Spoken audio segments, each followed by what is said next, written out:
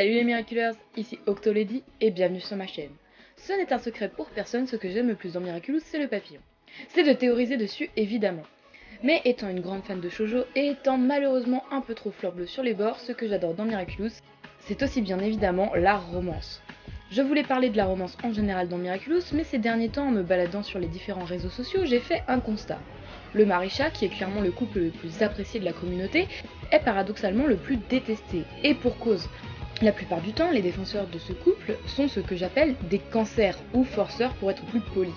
Des gens pour la plupart du temps sans argument et qui obligent les autres à rejoindre leur point de vue ou tout simplement qui dégradent volontairement et salement celui des autres sous prétexte d'avoir raison, ce qui en soi est complètement con car déjà les goûts et les couleurs ça ne se discute pas.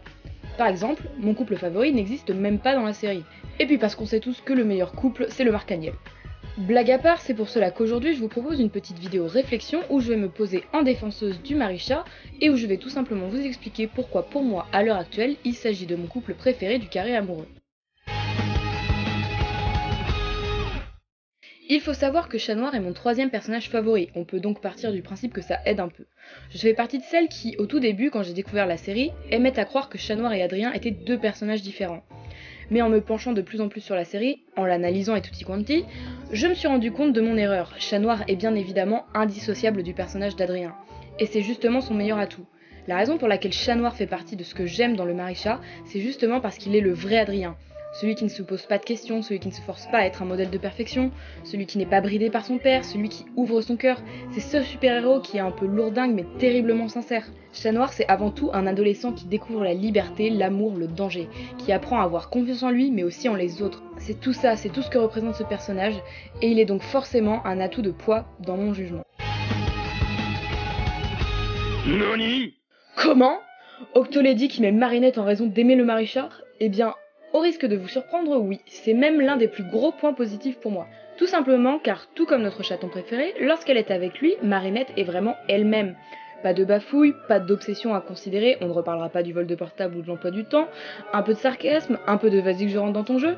Dans le peu de scènes qu'ils ont ensemble, nous avons le droit à une Marinette naturelle, taquine, détendue, qu'on a rarement le droit de voir, et ce même alors qu'elle est avec ses amis. En fait, tout simplement, comme dans la vraie vie, le comportement de Marinette s'adapte en fonction d'avec qui elle se trouve. Mais je trouve que le changement le plus flagrant, si on oublie évidemment Ladybug, c'est quand elle parle avec Chat Noir. Et c'est ce contraste que j'apprécie tout particulièrement, n'appréciant vraiment pas le personnage d'ordinaire. Si on y réfléchit bien, c'est l'un des couples les moins compatibles à l'heure actuelle. Dans le Lady Noir, Chat Noir est amoureux de Ladybug. Dans l'Adrinette, Marinette est in love psycho d'Adrien. Dans le Ladrien, ils s'aiment tous les deux. Et enfin dans le Marisha, ils ne s'intéressent tout simplement pas l'un à l'autre. Et bordel ce que j'aime les contradictions. D'ailleurs, je pense que c'est en grande partie pour cela que ce ship est aussi populaire. C'est un phénomène assez récurrent dans le monde des fandoms. Quand on a tendance à dire ou montrer aux gens que les choses sont impossibles, ils ont plutôt tendance à vouloir prouver que ça l'est. Il y a qu'à voir les couples les plus populaires parmi les différents animes. Sanji et Zoro, Lance et Kiss, Deku et Bakugo... Ouais, j'ai pas d'exemple hétéro parce que j'aime bien les yaoi. Bref, comme beaucoup de monde, cette opposition m'attire. Le fait que cette relation nous soit présentée comme la moins logique, mais qu'elle nous montre qu'avec leur vraie personnalité, les personnages peuvent avoir des rapprochements et une amitié sincère. Et ce qu'il y a de plus concret dans la série pour le moment. De plus, je trouve ça assez ironique que Marinette trouve Chat Noir lourd, alors que c'est la vraie personnalité d'Adrien. Et j'adore le fait que Chat Noir utilise le terme princesse au lieu de lady pour qualifier Marinette, les différenciant ainsi bien toutes les deux, mais toujours avec des termes affectifs qui leur est réservé.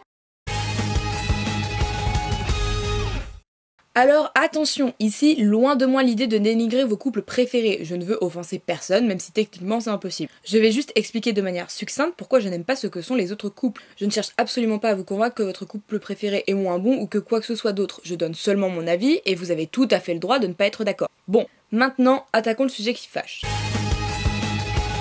Déjà pour moi, le duo le plus malsain de la série si on peut dire. Adrien est encore dans son mode je découvre le monde, je suis insouciant et pas tout à fait libre non plus, et si on parle plus clairement de sa relation avec Marinette, soyons clairs, il est en mode friendzone H24. C'est une très bonne amie. Même si récemment on voit un rapprochement entre les deux, je pense qu'on reste toujours sur un rapprochement amical et rien d'autre. Et évidemment, comment ne pas parler du comportement de Marinette? Vous connaissez mon avis là-dessus, je trouve que Marinette est ultra creepy. Son comportement et ses réactions sont toujours beaucoup trop disproportionnés. Et puis merde, sortir avec une nana qui vole ton portable pour effacer des messages, qui prend des photos de toi au calme sans te le dire, qui a ton emploi du temps sur son mur et qui cache des putains de photos de toi sur ton matelas, à quel moment c'est mignon! Sans parler que si on avait ce couple, on perdrait le jeu autour des identités secrètes. Je crois que c'est le couple dont j'en ai le plus rien à faire. Il me provoque zéro sensation, rien, vraiment pas de joie, pas d'empathie, ou peut-être bien que si, de la colère lors de Glaciator lorsque Ladybug demande à Chat Noir de jouer au couple alors que 2 minutes plus tôt, elle apprenait que celui-ci l'aimait et qu'il était en colère contre elle. Mais bon, c'est pas grave, hein. Je trouve juste ce couple basique au possible, un couple de super-héros, déjà vu et revu. Un couple plus guimauve que ça n'existe pas. Et le guimauve c'est pas trop mon truc, par contre la guimauve j'adore. Adrien, fou amoureux de Ladybug, qui te sort des répliques dignes des feux de l'amour. Je sais que ça peut paraître mignon pour certains, mais personnellement, à force, ça m'énerve. Et si on parle de Ladybug, c'est pire. Elle peut devenir carrément mauvaise. On se rappellera de l'épisode fâcheux avec Lilia dans Volpina, ou encore son comportement envers Kagami dans Riposte. Alors, bilan des courses. Pourquoi j'aime le Maréchal ? Tout simplement car dans ce couple, les deux personnages sont eux-mêmes, ils sont sincères l'un envers l'autre, pas de bafouille, pas de chichi. On conserve cet aspect d'opposition comique, mais aussi ce mystère car Chat Noir reste un super-héros et Marinette reste sa coéquipière sans qu'il ne le sache. Ce qui, je le conçois, est également le cas dans le Ladrien, sauf que dans ce couple, les deux personnages sont insupportables. Ce sera tout pour aujourd'hui les Miraculeurs. Cette vidéo, encore une fois, était purement subjective, je ne cherchais pas à vous convaincre, mais juste à vous donner mon point de vue détaillé sur la chose. Chacun a ses préférences, d'ailleurs n'hésitez pas à me dire votre chip préféré en commentaire et pourquoi.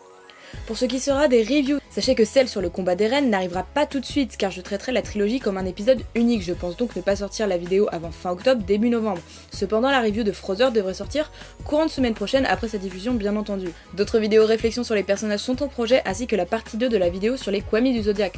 Pour ce qui est de vous remercier pour les 20 000, je vous propose deux choix, soit un concours, soit une vidéo spéciale, le sondage est en description. C'était tout pour aujourd'hui les Miraculeurs, je vous fais de gros bisous et je vous dis à bientôt.